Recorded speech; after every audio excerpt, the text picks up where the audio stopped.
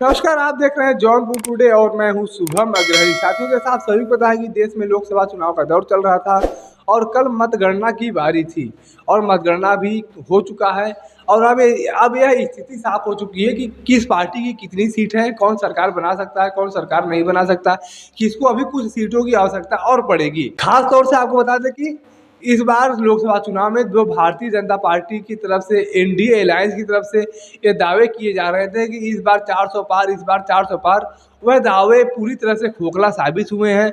400 पार तो छोड़िए, यहाँ पर 300 पार होना भी भारतीय जनता पार्टी प्लस के लिए मुश्किल हो गया और 292 सीटों पर ही सिमट गई। जिस उत्तर प्रदेश में वो कह रहे थे हम 80 में से 80 सीटें लेकर आएंगे, उस उत्तर प्रदेश में आधे से भी कम सीटों पर भारतीय जनता पार्टी सिमट गई। अब आपको बता दें कि उत्तर प्रदेश ही नहीं, पूरे देश में भारतीय जनता पार्टी की 2019 के मुकाबले अगर बात किया जाए तो सीटें कम हुई हैं और सीटें इतनी कम हुई हैं कि जो कहीं ना कहीं एक तरह से शर्मनाक भी हो सकती हैं और भारतीय जनता पार्टी को सबक लेने के लिए विवश भी कर सकती हैं। जी हाँ, 2019 के हिसाब से अगर देखा जाए तो इस बार भारतीय जनता पार्टी प्लस की 70 सीटें कम हुई हैं, जो एक बहुत बड़ा मार्जिन है। 70 सीटों से उत्तर प्रदेश की बात, उत्तर प्रदेश में कुल 80 सीटें आती हैं, तो हिसाब से देखा जाए तो पूरी उत्तर प्रदेश वो हार चुके हैं 70 सीटों के हिसाब से अगर देखा जाए तो।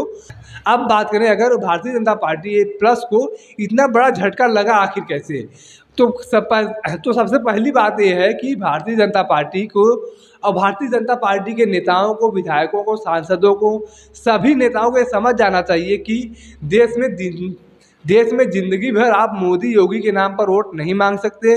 देश ज़िंदगी भर मोदी योगी के नाम पर वोट नहीं करेगा। आपको क्षेत्र में जाना होगा, क्षेत्र में रुकना होगा, क्षेत्र के लोगों से मिलकर क्षेत्र के लोगों की समस्याओं का निदान करना होगा, तभी वोट मिलेगा। हमेशा मोदी योगी के नाम पर वोट नहीं मिलेगा। देश ने इस बार चुनाव में यह साफ कर दिया है कि हमेशा हम मोदी योगी के नाम पर वोट नहीं देंगे। आपको भी काम करना पड़ेगा। अगर आप हमारे क्षेत्र से चुनकर जाते हैं तो आप अपनी जिम्मेदारी निभाइए, तभी हम वोट देंगे। और उसके बाद भारतीय जनता पार्टी के लिए एक सबक ये भी है कि आप किसी भी क्षेत्र में कोई हेलीकॉप्टर नेता उतार कर चुनाव नहीं जीत सकते हैं। आपको काम करना होगा। आपके पुराने जो कार्यकर्ता हैं, जिन्होंने 10-10 साल, 5-5 साल क्षेत्र में रहकर काम किया है, लोगों की समस्याओं को सुना है, उनको तवज्जो देना होगा, उनकी बात को सुनना होगा, तब आप चुनाव जीत सकते हैं। आप खाली हेलीकॉप्टर से नेता उतार कर चुनाव नहीं जीत सकते। और ख़ास बात तो यह है कि उत्तर प्रदेश में भारतीय जनता पार्टी जो दम भर रही थी कि हम अयोध्या में इतना विकास कर दिए हैं कि हमें अब कोई हरा ही नहीं सकता, उसी अयोध्या में भारतीय जनता पार्टी के कैंडिडेट चुनाव हार गए। सबसे बड़ा झटका जो है वो ये है कि अयोध्या में भारतीय जनता पार्टी के नेता चुनाव हार चुके हैं। तो कहीं ना कहीं यह भी बहुत बड़ा सबक लेने की ज़रूरत है भारतीय जनता पार्टी के नेताओं को कि अब हमें काम करना होगा। सिर्फ बोलने से काम नहीं होगा, आपको क्षेत्र में जाके काम करना होगा। और एक बात ये भी है कि आप लगातार अन्य दलों से आए हुए नेताओं को अपनी पार्टी में शामिल करते चले जा रहे हैं। उनके ऊपर चाहे भ्रष्टाचार का आरोप है, चाहे किसी प्रकार का आरोप है, जो भी आ रहा है उसको अपनी पार्टी में आप शामिल करते हुए चले जा रहे हैं। तो जनता इस बात से भी नाखुश थी कि आप भ्रष्टाचार, एक तरफ तो आप कहते हैं कि हम देश को भ्रष्टाचार मुक्त कराएंगे और दूसरी तरफ आप तमाम भ्रष्टाचारियों को अपनी पार्टी में शामिल कर रहे हैं। तो कहीं ना कहीं इस बात पर भी ध्यान देना होगा कि आप गंगा नदी नहीं है कि आपके अंदर जाते ही सारे भ्रष्टाचार, सारे पाप धुल जाएंगे।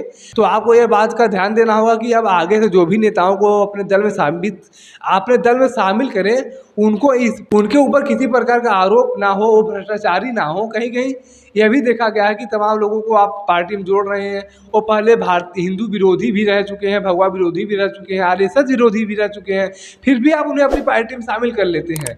तो कहीं ना कहीं इस बात से भी जनता नाखुश थी। बाकी लोकसभा चुनाव को लेकर आप क्या कुछ समझते हैं, आए हुए रिजल्ट को लेकर आप क्या कुछ समझते हैं, कमेंट करके जरूर बताएं।